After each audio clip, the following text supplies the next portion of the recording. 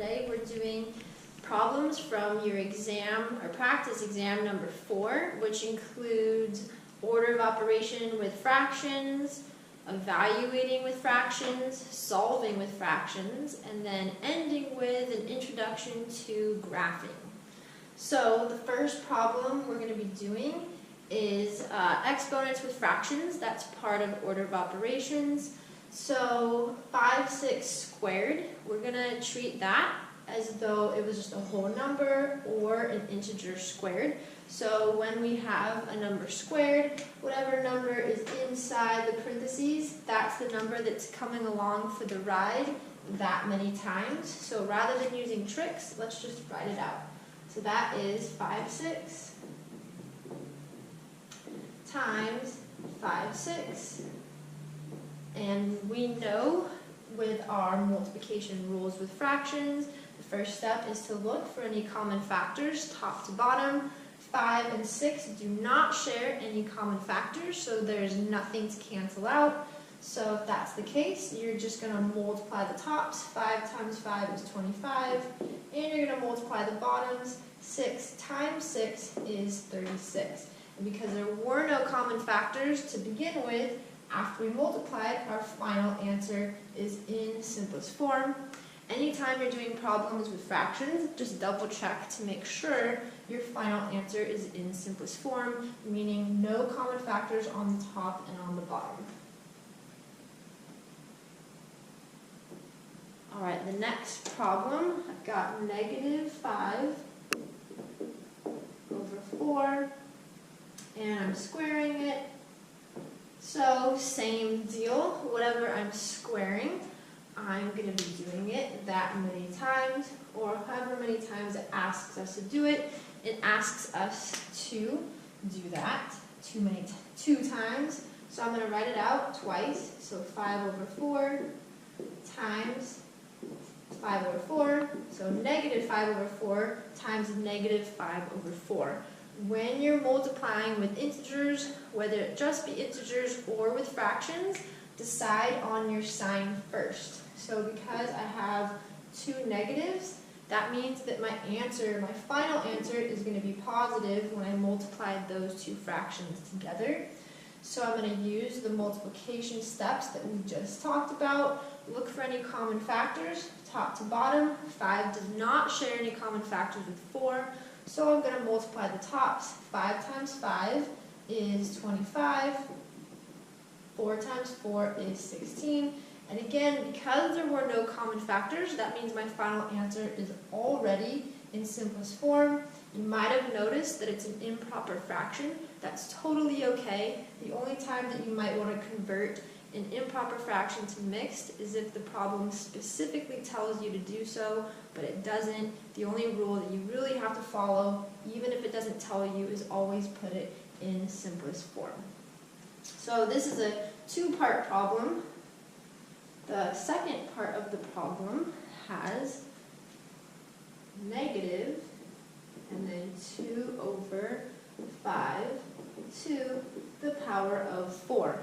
So when you're doing exponents, again, what's inside the parentheses, that's the only thing that's really going along for the ride.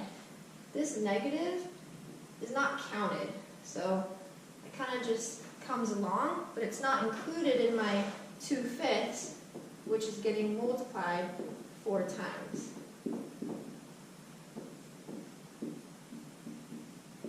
Okay, and one way that you can look at that is using Pemdas. So we're going to be doing Pemdas a lot more, just a little bit, but order of operations, so I have P or G, so parentheses are exponents, parentheses are grouping, then exponents, then multiply. So when I do 2 over 5 to the power of 4, this is really exponents before I actually multiply. So make sure that if your negative is not included within your parentheses, it's not coming along for the multiplication step of the exponents, but that negative is just kind of dropping down and coming along as 1 negative. Okay, so using my multiplication steps, look for any common factors. There's nothing. So 2 times 2 is 4, times 2 is 8, times 2 is 16. Doesn't really matter where I put the negative, but with fractions I like to put it on the top. 5 times 5 is 25, times 5 is 125, and then 125. So if this is something that's a little bit bigger, you don't have to memorize these steps. So if I was doing this on a test, 5 times 5, 25, 25 times 5, just know that you can multiply things out like this. So 5 times 5 is 25, 5 times 2 is 10, plus the 2 is 125, and then I have another 5. So times by another 5, 5 times 5 is 25, 5 times 2 is 10, plus the 2, 5 times 1 is 5, bring the 6. So you can either memorize that 5 to the 4th is 625, but you can always do out the work like that. So same deal when I multiply fractions. If there were no common factors, I know my final answer is in simplest form, but you might always want to double check. So negative 16 over 625. Alright, so in the next problems, we're definitely going to be using Pemdas. And you know you're using order of operations when there's more than one operation in your problem. So let's write order of operations down. So the first step, look for parentheses or any grouping. Then you're going to move on to exponents, multiply and divide, whatever comes first, going left to right. And then the last steps are adding and subtracting. Again, whatever comes first, moving left to right. And the problem says 1/3 divided by 6 over 7 minus 1/9. So with these problems, we're putting together our knowledge of order of operations and we're putting together our knowledge of operations of fractions. If this is still something that you're having a hard time with, whether it be multiplying, dividing, adding, or subtracting, you can also look at my other videos that say quick recaps, fraction operations, and then choose the video that works for you. So using Pemdas, I'm not going to just go left to right. I need to use Pemdas, and there's no parentheses, there's no exponents, so multiplying and dividing is the step that I'm at. And I'm going to circle what I'm going to do first. And this is something that helps me when I do tests as well. So I have 1/3 divided by 6 over 7. When you have fraction division, the first step is to change your division sign into multiplication, and then the second fraction gets flipped. So dividing by a fraction is the same thing as multiplying by the reciprocal. So let's do this portion first, and then we'll tag on the minus 1/9. So I have 1/3 times 7 over 6. First step, look for any common factors, top to bottom. 7 and 3 are prime. They don't share any common factors, so nothing's going to cancel. So if that's the case, I'm multiplying the tops. 1 times 7 is 7. 3 times 6 is 18. Bring down everything we didn't use. So we're bringing down that 1 over 9. Okay, so now I'm at the step of adding and subtracting. When you have fractions with different bottoms, that means that the sizes are different. I can't add and subtract pieces that are different sizes. So what I need to do is I need to have the least common denominator. Okay, 9 can go into 18, so that's my least common denominator. So least common denominator and least common multiple mean the same thing. How am I going to get there?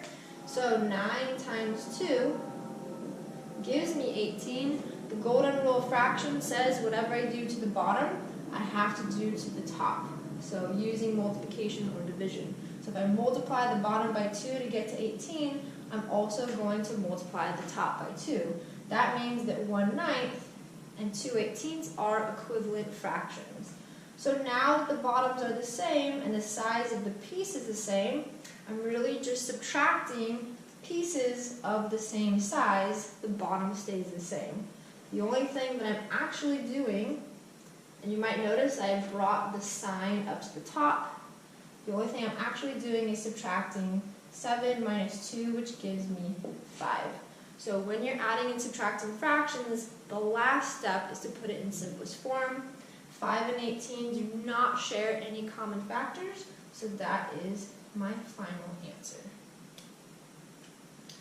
Alright, I'm going to keep up Pemdas because we're going to be using it in the next one.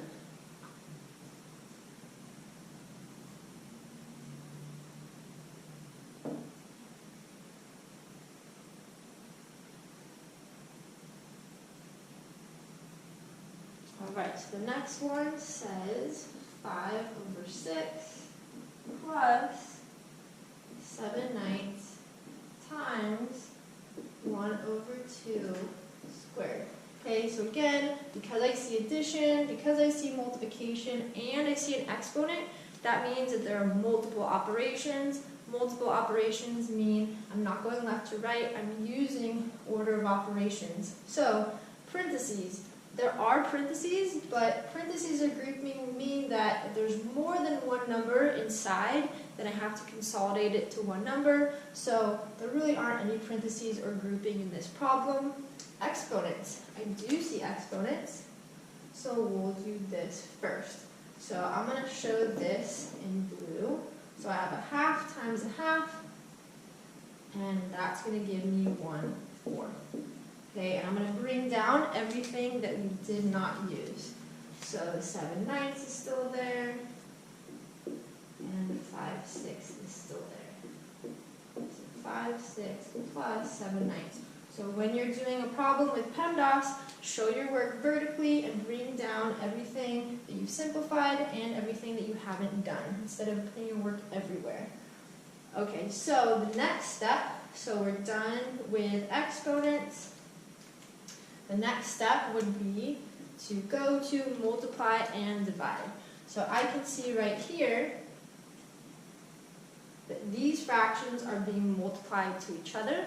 I'm going to show that in red. So when I'm multiplying two fractions, just like we talked about, we want to look for any common factors, top to bottom. 7's prime, so it won't share any factors. So if that's the case, I'm multiplying the top. 7 times 1 is 7. Multiplying the bottoms, 9 times 4 is 36. Alright, so I'm going to bring down everything that we didn't use. So I have 5 over 6 plus 7 over 36. So I'm going to erase this right now. Hopefully you've been writing down what I have, and I'm going to continue the problem from the top, from this spot right here.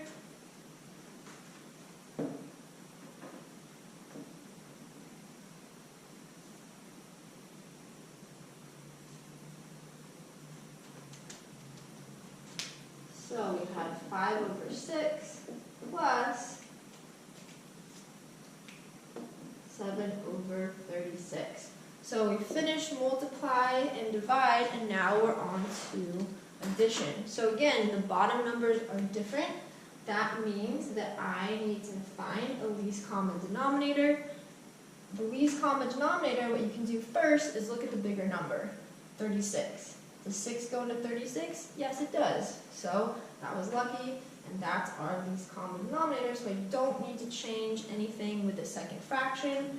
When you have operations with fractions, it's helpful to bring the operation or the sign up to the top. So they're both going to be 36. How am I going to get there? So in the first fraction, 6 times 6 gives me 36. So golden rule of fractions says whatever I multiply the bottom by, I have to multiply the top by to make them equivalent. 5 times 6 is going to give me 30. Alright, so now the size of the piece is the same, so when I add them, the bottom stays the same, the size isn't changing. What is changing is the number of pieces. So if I have 30 pieces of that size and I add it to 7 pieces of that size, I have a total of 37 pieces of size, 36. So at the end, because I'm adding or subtracting, I just want to make sure it's in the simplest form. 37 is prime, so I know there's nothing else that I can take out. So 37 over 36 is our final answer.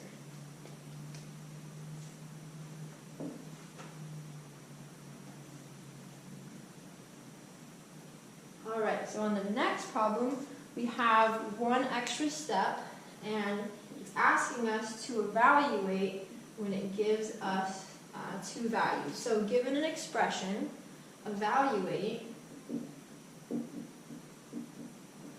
when c is equal to negative 2/3, x is equal to 4/7.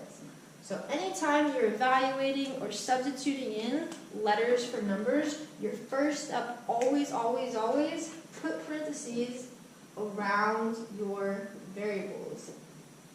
If you don't, it might not look like the intention is to multiply, amongst other things. So that's your first step.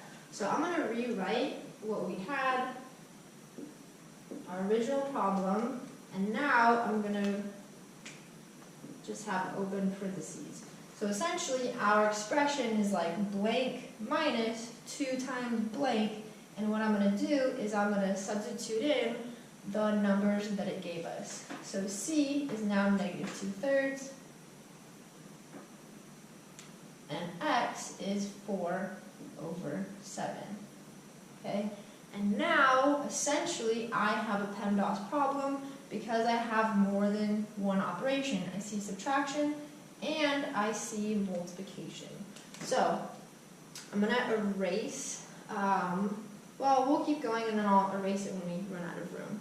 So, when you have operations, multiple operations, going through Pemdas, let's erase our check marks. Let's go through all the steps. So, parentheses are grouping. I don't see any parentheses that have more than one number, so we're done with that. There's anything to do. No exponents, so I'm multiplying or dividing first. So a number next to parentheses mean that I'm going to be multiplying that. I'm going to bring down everything that we didn't use, so negative 2/3 minus, and this is the part that we're going to be multiplying. So I'm going to kind of take this off to the side, and we're going to plug that back in. So if I have, let's see, let's erase this actually. So negative 2/3, okay, I'll remember what we got.